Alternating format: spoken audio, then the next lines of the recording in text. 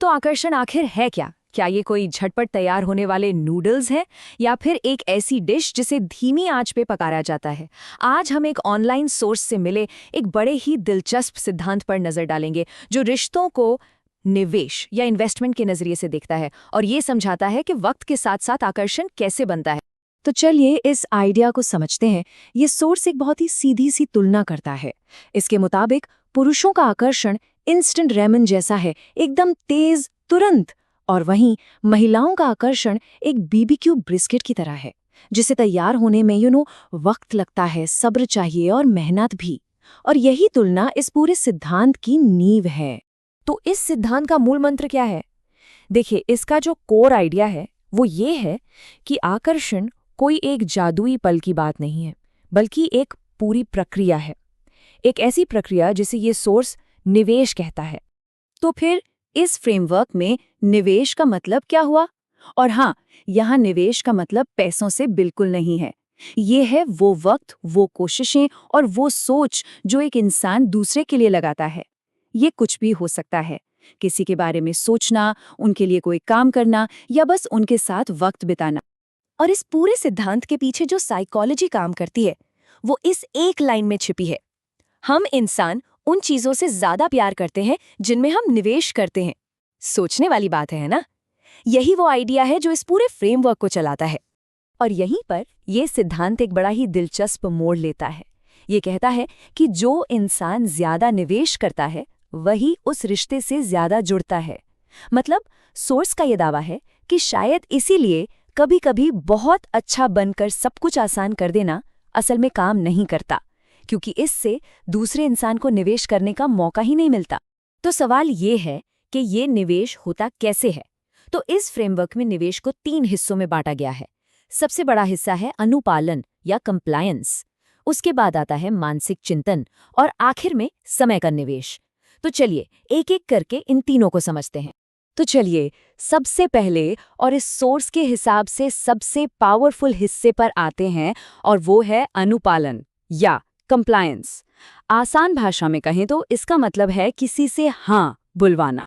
यहाँ देखिए ये काम कैसे करता है। एक सिंपल सा अनुरोध धीरे धीरे एक सीधे आदेश में बदल सकता है। क्या हम 4 बजे मिल सकते हैं से हम 4 बजे मिल रहे हैं तक का सफर।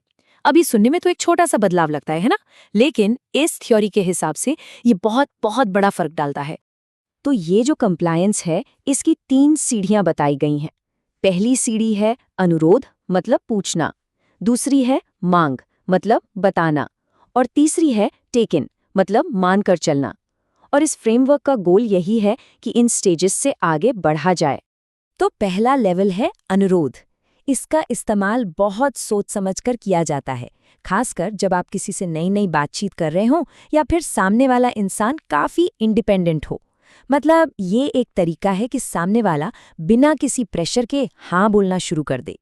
अब जब अनुरोध से मांग पर जाते हैं, मतलब दूसरे लेवल पर, तो सोर्स का कहना है कि इससे एक लीडरशिप रोल बनता है।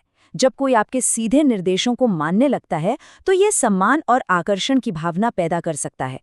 और तीसरा और आखिरी लेवल है टेकन कंप्लायंस, मतलब मानकर चलना। इसका लेना देना अक्सर फिजिकल एक्शन से होता है, जैसे किसी का हाथ पकड़कर आगे बढ़ना। इससे पहले के 2 लेवल्स पर बने निवेश का नतीजा माना जाता है। चलिए अब आते हैं दूसरे पिलर पर, और सच कहूं तो ये शायद सबसे इंटरेस्टिंग है। ये है मेंटल रूमिनेशन या मानसिक चिंतन। मतलब सीधा सा है कि कोई आपके बारे में तब सोचे जब आप वहां हो ही नहीं। तो कोई आपके बारे में सोचेगा कैसे? सोर्स इसके लिए 3 ट्रिगर्स बताता है। पहला है उन्हें कोई काम देना। दूसरा थोड़ी मिस्ट्री, मतलब रहस्य बनाए रखना।